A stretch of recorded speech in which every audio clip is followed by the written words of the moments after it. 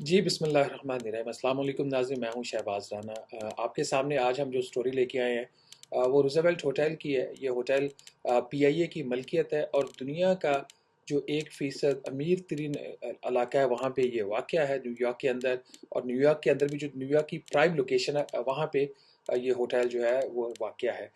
اس حوالے سے حکومت ہر چند سال بعد اس کو بیچنے کی کوشش کرتی ہے، کچھ ایکٹیویٹی ہوتی ہے، فائنینشیل ایڈوائزرز ہائر ہوتے ہیں، ان کو اربوں روپے کی ادائیگیاں کی جاتی ہیں، لیکن ہوٹل پھر بھی نہیں بکتا۔ ابھی اسی ہفتے دو اہم میٹنگز ہوئی۔ ایک میٹنگ ہوئی آئی ایم ایف کے ساتھ اور دوسری جو میٹنگ ہوئی وہ حکومت کی اپنے وزراء کی تھی، جس کی صدارت کی deputy prime minister Ishaq Dar صاحب نے۔ اور اس میٹنگ کے دوران، ان دونوں میٹنگز کے دوران جو پرائیویٹائزیشن کے حوالے سے تھی، پھر یہی فیصلہ ہوا کہ روزویلٹ ہوٹل جو ہے اس کو بیچنا ہے، لیکن کیسے بیچنا ہے حکومت کو ابھی تک اس کی جو ہے وہ سمجھ نہیں آ رہی۔ پہلے اس کے پیچھے جو ایک ڈیولپمنٹ بڑی اہم ہوئی ہے اس کا ذکر کر دیتے ہیں۔ پریزیڈنٹ ڈونلڈ ٹرمپ جو ہے امریکہ کے صدر، ان کے آنے کے بعد آپ کو پتہ ہے کہ جو امیگرینٹس ہیں ان کے حوالے سے کافی زیادہ امریکہ نے اپنی پالیسیاں تبدیل کی ہیں۔ تو اسی حوالے سے جو روزویلٹ ہوٹل ہے اس کو آج سے تقریباً 2 سال پہلے امریکن حکومت نے، جو نیو یارک کی سٹی گورنمنٹ ہے، اس نے 3 سالہ لیز کے اوپر دیا تھا، اور جو حکومت کو اس پوری حکومت پاکستان کو یا پی آئی اے کو جو اس کے سے آمدن ہونی تھی وہ کوئی $228 ملین تھی۔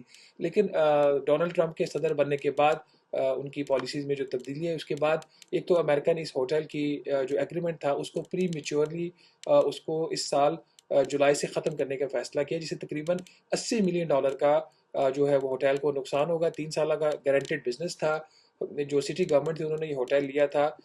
جو غیر ملکی تارکین وطن جو آتے تھے امریکہ، وہاں پہ اس ہوٹل میں ان کو ٹھہرایا جاتا تھا۔ چونکہ پالیسی چینج ہوگی، جو ایلیگل امیگرینٹس تھے ان کے جو آنے کا ان کا جو سلسلہ تھا وہ کم ہو گیا، تو سٹی گورنمنٹ نے کہا کہ اب ہمیں اس ہوٹل کی ضرورت نہیں ہے۔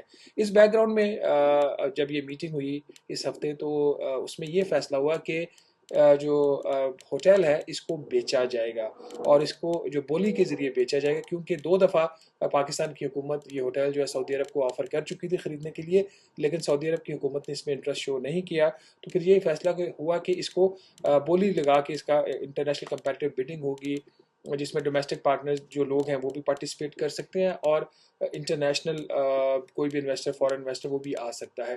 بٹ کیسے بیچا جائے گا یہ سوال ہے۔ جو فائنینشیل ایڈوائزر ہائر کیا تھا، اور اس کو ہائر کرنے کا بھی فیصلہ جب پی ڈی ایم کی گورنمنٹ تھی اس نے لیا تھا، دسمبر 2022 میں یہ فیصلہ ہوا۔ فروری فیصلہ اس وقت ہو گیا تھا، پھر فروری 2024 میں جو کیئر ٹیکر گورنمنٹ تھی اس نے یہ اگریمنٹ سائن کیا تھا، اور جو مہنگا ترین ایک ایگریمنٹ تھا اس میں تھا جو فائنینشیل ایڈوائزر ہائر کیا، وہ بھی امریکن ہی ایک کمپنی، ان کو 2.1 ارب روپے کی جو ہے جو ایڈوائز دینے کے اوپر ان کو پیمنٹ کرنی پڑے گی حکومت پاکستان کو۔ لیکن مسئلہ یہاں پہ یہ ہے کہ اگین جو انہوں نے فائنینشیل ایڈوائزر نے ایڈوائز دی، وہ ابھی تک حکومت نے اس کو نہیں لیا۔ انہوں نے اس کی 3 آپشنز دی ہیں ہوٹل بیچنے کو۔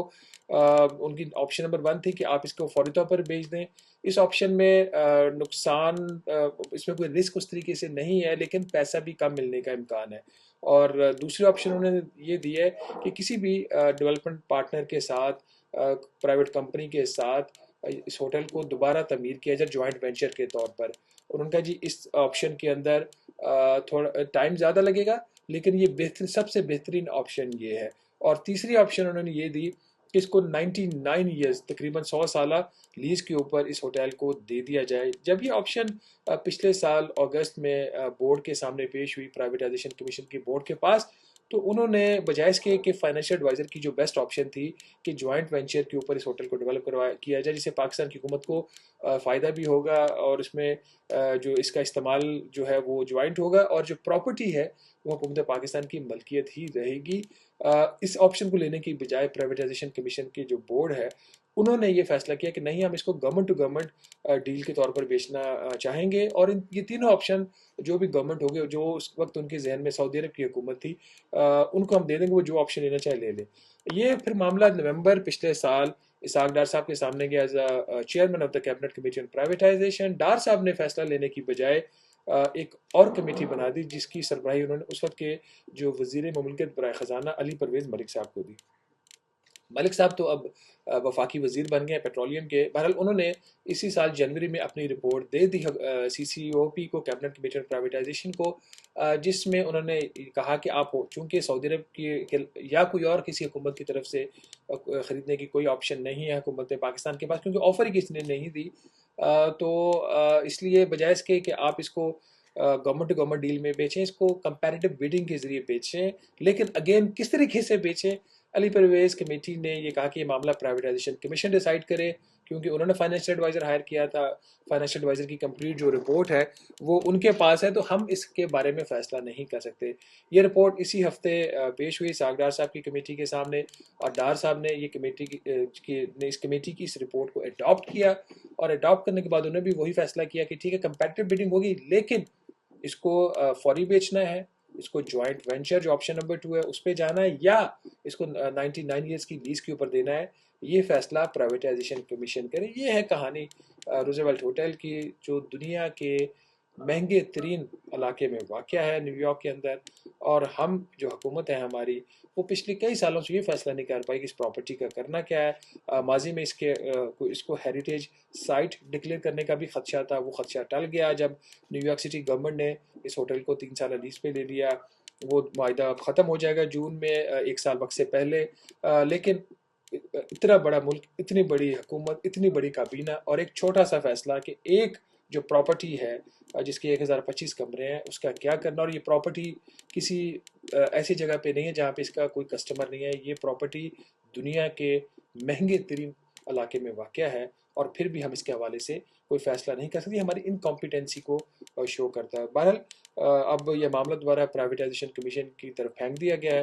وہ اب اس کو واپس کیا کرتے ہیں، اس کو خود کوئی فیصلہ لیتے ہیں، فائنینشیل ایڈوائزر کی جو ریکمنڈیشن ہے اس کے اوپر جاتے ہیں، یا پھر وہ دوبارہ معاملہ جو ہے وہ کیبنٹ کمیٹی آن پرائیویٹائزیشن کے حوالے کر دیتے ہیں. اس وقت صورتحال یہ ہے کہ جون میں جب یہ اس کی لیز ایگریمنٹ ختم ہو جائے گا تو اس کا جو بزنس تھا سیکیورڈ وہ بھی اس کے ساتھ ہی ختم ہو جائے گا. آج کے ویڈیو سے اتنے، مجھے اجازت دیجیے گا. اللہ حافظ.